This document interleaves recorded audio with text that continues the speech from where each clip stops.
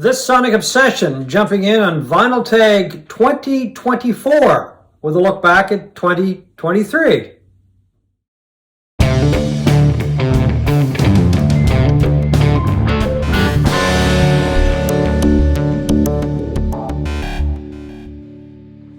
Hi, I'm John Whidden, and right over there is Steve McLeod, and welcome to This Sonic Obsession. Today we're going to jump in on Vinyl Tag 2024, put together by Rob Walker in Manchester, England, and a look back really at 2023. So I'm going to hand it over to you, sir. Okay, I'll read the questions and we both answer. Okay.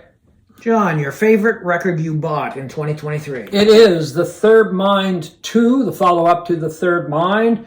A grouping of different musicians brought together by the renowned guitarist Dave Alvin. On this album, they do some classic material. Groovin' Is Easy, an old tune by the Electric Flag, is one of those songs, and In My Own Dream, an old Paul Butterfield song. Just a really wonderful exploratory album that you don't know really where these people are going to go. They basically got in the studio and jammed, and this is the result. I wish I had known about that album before I put my list together, because it would be in my top 3. It's fantastic. It is. It's just... And it's one of the best guitar albums I've heard in years. Oh, me too, yeah. You know, it's got a sort of a 60s vibe to it without being dated. Right, exactly, yeah. It's just a wonderful album. You can kind of sit there and kind of get taken away while listening to it. So that's my choice. All right, the favorite album of mine that I bought this year is Girlfriend by Matthew Sweet. It was a reissue from a few years ago on Intervention Records. It's one of my favorite albums of the 1990s. It's a power pop masterpiece in my mind. Fantastic. I had to spend a small fortune to send away to the States to get this. I wanted it so badly. Matthew Sweet, Girlfriend. Happy to have it. Well, you have to spend your money somehow, right? Exactly. There you go. Okay, John, the last record you bought in 2023. Last record I bought was just before New Year's, and it is Bootcut by Bahamas, a Canadian artist who, as I said in our last video, or one of our last videos, just lives down the street. The last time we heard, he still lived in Halifax. Just a great album by Bahamas. Not really much different than his previous work. A little bit more countrified. That's because of the guests that he has on it. I just really enjoy his work. Okay, the last album I bought from 2023 was I.O. by Peter Gabriel. It took him only 21 years to make it, and it took me a while to find the album, so...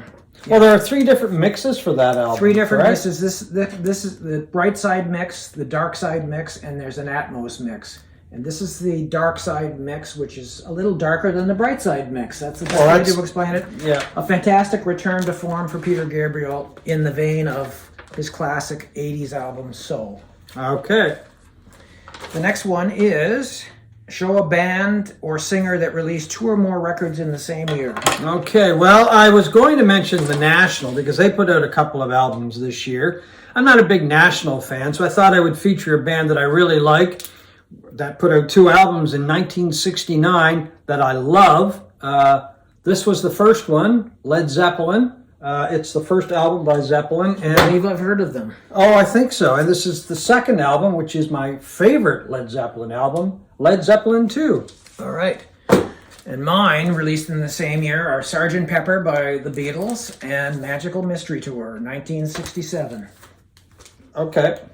That's it. Oh, well, there Was you I go. supposed to say more about that? No, I don't. I think most people are familiar with that band. I think they are. And like my choice, too.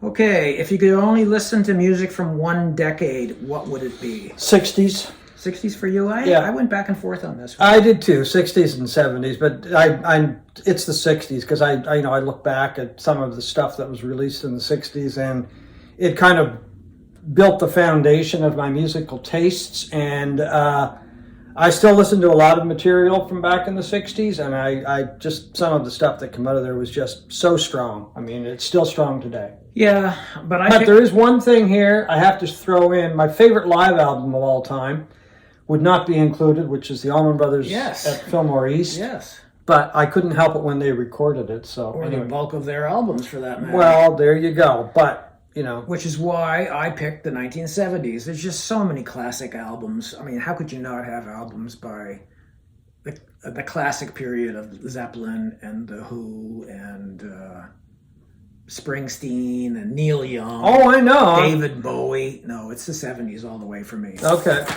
Show a record from a band or singer from Manchester, which is Rob Walker's hometown. Okay, not really known as someone from Manchester, I don't think, but Elkie Brooks, the fine singer, is from Manchester. Came to prominence initially as a member of Vinegar Joe with Robert Palmer, and had a wonderful solo career. Still sings, apparently, does some live dates, and may even release some material. This is my favorite Elkie Brooks album, called 2 Days Away. This is a powerhouse of an album. All right, I'm going to pick an album that I think Rob himself picked from Manchester. Noel Gallagher's High Flying Birds, Council Skies, one of the best albums of the year. Just an absolutely fantastic album. I think it's the best thing he's ever done with Oasis or as a solo performer. Fantastic. Okay. Next is, which band or singer did you listen to the most? Jeff Beck, and here's one of his albums, one of my favorites, Blow by Blow. The reason, of course, why I listened to so much Jeff Beck was because early in 2023 he passed away, and I'm just a huge fan of Beck's, and I just spent a lot of time going back and listening to his work and how he developed as a guitar player with the various bands that he played with and the musicians that he played with. Just an amazing body of work that he left us with. Absolutely. My favorite is Steven Wilson. I only have the Blu-ray audio of his last album, the Harmony Codex. I listen to this guy all the time, and in his solo stuff or with his previous band, Porcupine Tree. I just think he's one of the most interesting and prolific and musical guys around today, or anytime, actually. Show 7 7-inch records from your collection. Okay. In case you don't know what a 7-inch is, John, these are what we used to call singles back in the old days. Oh, I know what they are. Here's one. 45s. I Want to Hold Your Hand by the Beatles. Look at that. Do you want me to take it out of the sleeve? Only if it's worth looking at. Well, it's pretty good shape, actually. I Want to Hold Your Hand. There we go.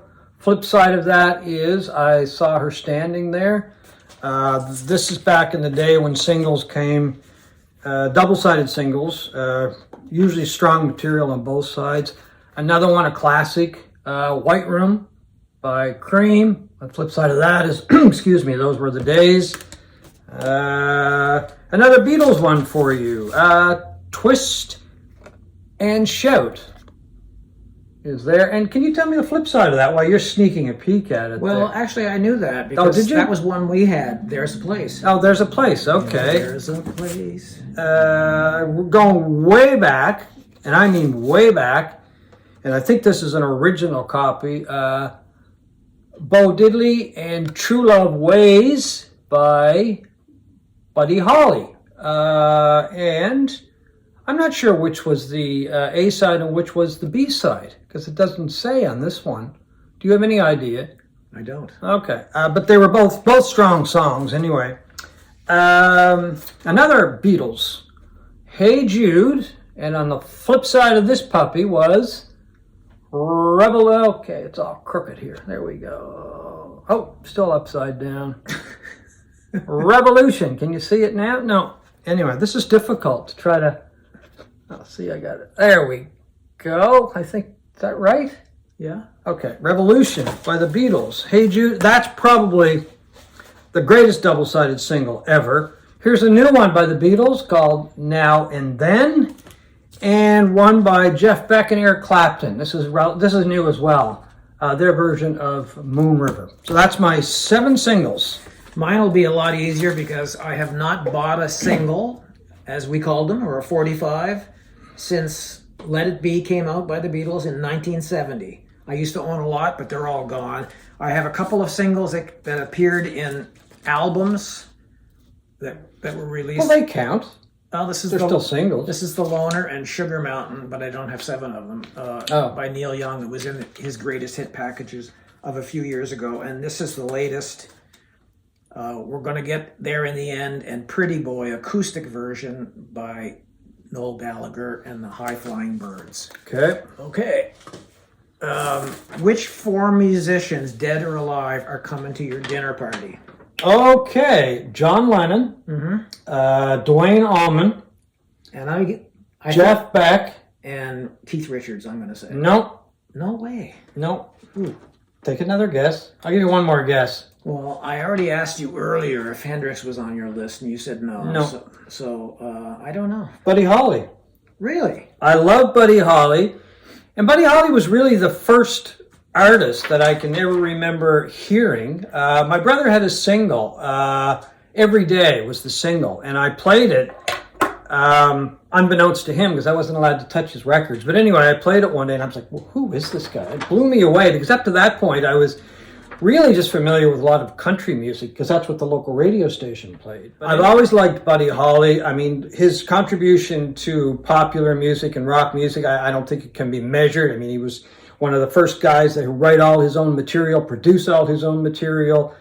His guitar playing was great, and he looked so cool holding that Fender Stratocaster guitar. He kind of made that instrument very popular. So yeah, I'd like to get those four guys together. I think that would be a wonderful dinner party. And I chose people that have died for a reason, because those people that are still alive that I would like to have for dinner, and there are many of those, I may still get that opportunity, right? Mm-hmm. But those guys that have passed away, no. So I'd have to bring them It's back. an interesting theory. What would you ask Buddy Holly? Number one question.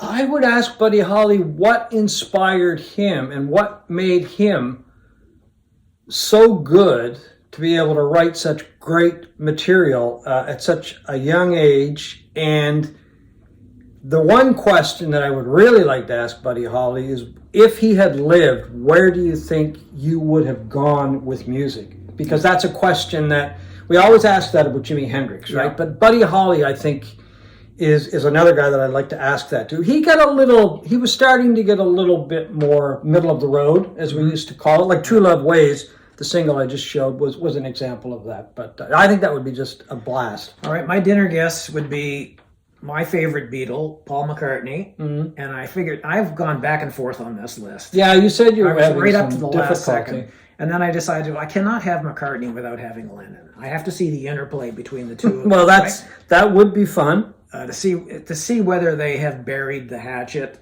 truly, Yeah. how they got along. The other one would be, my third guess would be David Bowie, the chameleon. Well, I knew you would pick Bowie. Yeah, he's pretty much a near genius for me. I love his music from the 70s in particular, but he was an artist right to the very end, as we all know. And my fourth one is a twist. Ooh, okay. Alive or dead? A live, modern performer that I would put on this list. Not so much for the music as how funny he is, and I think it would just add to that. You need to have chemistry at a dinner party. Like, you couldn't invite Bob Dylan. He would leave at 7:45 and go home, Yeah. Or say he was going to be there and not show up. Or Van Morrison or these people. So you gotta how have... funny. This guy would stay till the bitter end. He would be drunk. Keith Richards. No. Oh. Noel Gallagher. I think he's... Really? He's hilarious. He's the funniest guy in rock music. Oh, okay. I just have a tendency to put him with his brother, who I don't find the least bit No, funny. I wouldn't invite him because it would be an open warfare. Yeah. Well, that's an interesting combo there, too. He is. I find him the most funny guy in music. He does tons of interviews. He has opinions, great sense of humor, and I think with him there and the Beatles, and he's also a huge Beatles fan. I knew he was a Beatles fan. So yeah. I think he probably asked better questions than I would. So Okay. that's why he's on the list. One musician who passed away in 2023? I believe so. Jeff Beck. Yeah. I mean, I could name a few, but he's the one that stands out for me. Yeah, he does for me too. This is Wired. Just a tragic loss because he was as good a player as he'd ever been when he died. Maybe even better. Oh, he was better. He just kept getting better. I mean, he just kept taking risks. I mean, you got guys like Jimmy Page and Eric Clapton. I mean, amazing guitar players, but I don't know. They just didn't do the exploration that Beck did. Yeah. Beck just was like he was trying to get to the moon every time he put out an album. He was trying something new. He was exploring the limits of his instrument right to the very end. You can only listen to music from one country. Which one would it be? Britain. Yeah, I don't think it's a no-brainer. I mean, I as great as bands are from the United States and even Canada, I mean, I'd have to not listen to Neil Young for the rest of my life. But how do you turn your back on the Beatles, the Stones? well, that's just it. The Beatles, the Bowie, Stones, Cream, Clapton, Beck. I mean, you name it. The list goes on. There are some acts that I obviously couldn't listen to again. I'd be very sad about that. But, you know, overall, it would have to be Britain. Yeah, we didn't make the questions. Rob did. Right. Okay, name 3 vinyl community channels you discovered in 2023. Okay, I'm going to look at my notes. Our buddy Fitz Electric Bar, Fitz from Vancouver, who we spent some time with this past summer. Hello, Fitz. Vinyl Den and That Vinyl Channel. There are a couple of other ones.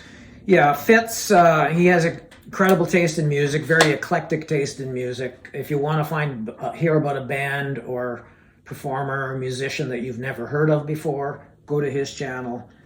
We had a great day afternoon sitting over in a bar overlooking Halifax Harbor when he Having a few cold beverages. Wonderful afternoon. wonderful. My other one is Northern Revolutions with Rob as the chief proprietor.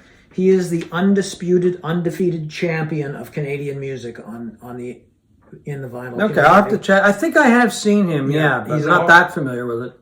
He's always pushing Canadian bands and his knowledge, and he's a huge fan of one of your favorites, Adam Baldwin. Oh, really? Yes. Oh, okay. Yeah. Okay, well, he's got high marks from me then. And my other one is Bob Bradley. I'm not sure where he's from in the States. He's got a southern drawl in Virginia, Kentucky, one of those sort of not deep South states, I think. He's an excellent guitar player. His taste in music is exceptional, and his ability to buy albums is awesome to see. Okay, I'll have to check him out as well. He's always on the hunt. Show a record you bought as a teenager. Oh, I could show you many, but here's one that stands out. It's The Faces. It's the album is Long Player, and this is the album that I bought in the 70s. This is just a terrific album by The Faces. It's a terrific album, period. I love it. It was my introduction to The Faces. I kept hearing about the band. I'd heard about the Small Faces, of course, but then I heard about The Faces, and it was when Rod Stewart and Ronnie Wood joined they'd left the Jeff Beck group and teamed up with the remaining Small Faces. This was not their first album, but it's the one that I heard first, because you got to remember, years ago, it was not easy to get albums, and I think I had to order that from the States. I can't remember. I had to order it somewhere, and it's just a great album. I mean, it's The Faces at their rawest, I guess, and raunchiest. Mm-hmm. Well, I've got nothing to show because I don't have any albums from my teenage years. They're all gone. I made the mistake of unloading all my vinyl in 1984 when CDs came along, and I jumped into that whole hog, and I do not have a single thing left. Not one. Not one. So, shame on you. Shame on me. Okay. Do you miss them? Yes, I'd like to have some of those. Oh, okay. Absolutely. She's Great. A record you bought in 2023 from a female artist. I bought not very many, I have to say. I'm a little embarrassed to say that I didn't buy that many albums by women, just a few. And this is one of them, Sandy Denny, and it is called Gold Dust. It's a live performance. It actually came out, I think, as part of Record Store Day in 2022. I think so, yeah. But I picked it up in 2023. I found a copy at a record store in New Brunswick, I think, where I picked it up. Sandy Denny, an amazing singer, was a member of the British group Fairport Convention for a number of years, and then went solo. And as I said, they dug this one out from some tapes they found and released it on, I think it was Record Store Day. Like you, I didn't have much to choose from. In fact, I bought nothing on vinyl from a female performer. And it's not like I don't like female performers. I love them. But I did get this used, The Lion and the Cobra, Sinead O'Connor's debut album from, 1987. And of course, she sadly passed this year as well. Show a funk or a soul record. Okay, one of the great soul funk albums of all time by one of the great soul funk bands of all time. From Oakland, it is Tower of Power, and if this band couldn't make you move, nothing would. Happened to see them live a few years after this was released. This album still sounds great today. This is an older copy of it. I have, as you can see, the ringware. This is the original copy I bought. I love the album, love the band. Mine is Superfly by Curtis Mayfield. This is the reissue that came out a couple of years ago from Run Out Records. It sounds, I mean, the music is unbelievable. You know it, you love it, and it sounds even better on this version. Okay, You said Run Out Groove? Run Out Groove. Run Out Groove Records, okay. Yes, that's right. Okay. Thanks for catching that. All right. The favorite video you posted on your channel in 2023?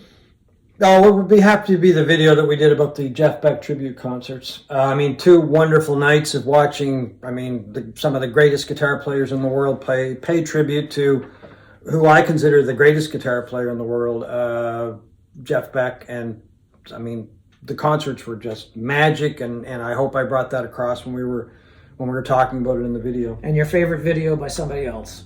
My favorite video by somebody else would be one that Norman Maslov, known, of course, by most people as Mazzy. It's the Music Stupid 38, where he talked about psychedelic blues and folk rock. One of the reasons that I really liked that is because he turned me on to The Third Mind.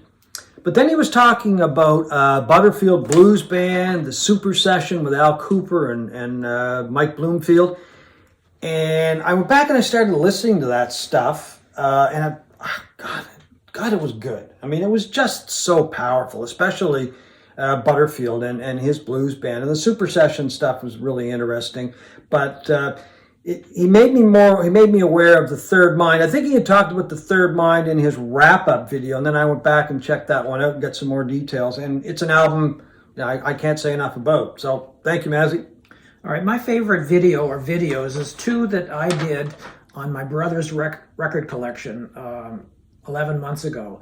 He has health problems that he's in a long care facility, and he had hundreds of albums, and I've adopted them or keeping them in custody for a while. And it was just wonderful going through his records and finding the stuff that surprised me about his collection and how eclectic it was. And well, that's the thing that stuck out for me, was just how eclectic his tastes were. And I thought that was a really great idea, and I hope he enjoyed them. Did he see them? He didn't see them. No. Oh, he didn't see them. Okay. No. I know we got some really good reaction. I really enjoyed talking about them. So, yeah. And by anybody else, I just generally, not one particular video, but I love the videos where people go the extra mile, like Mazzy and Bob Bradley, where they get in their cars. And I love the ones that Norman does, that he just goes off into a bar in San Francisco or someplace with his friends and they talk music and stuff. It's just much better production value than 2 old geezers sitting in front of a wall week after week. Okay. Show me a record you describe as a 90s classic. A 90s classic. That would happen to be, there were a few of them. It kind of came down between 2, actually. Well, 3. But I chose this one, Being There, by Wilco. Not Wilco's first album. It's the first album that I bought by Wilco, not this copy, because I bought it in CD. I think that was their second studio album, wasn't it? I believe so, yeah. Yeah, I think so. But it's the album that turned me on to Wilco, and it's a band that I still like. I really like Wilco. I've seen them live a couple of times. The shows were amazing. And they just keep making really good music. I find that hard to believe after all of these years that they're still putting out really good music. The last album, Cousin, was not as good, I don't think, as Cruel Country, the one before that. But anyway, you can't go wrong with a Wilco album. No, there's always something to listen to on the albums.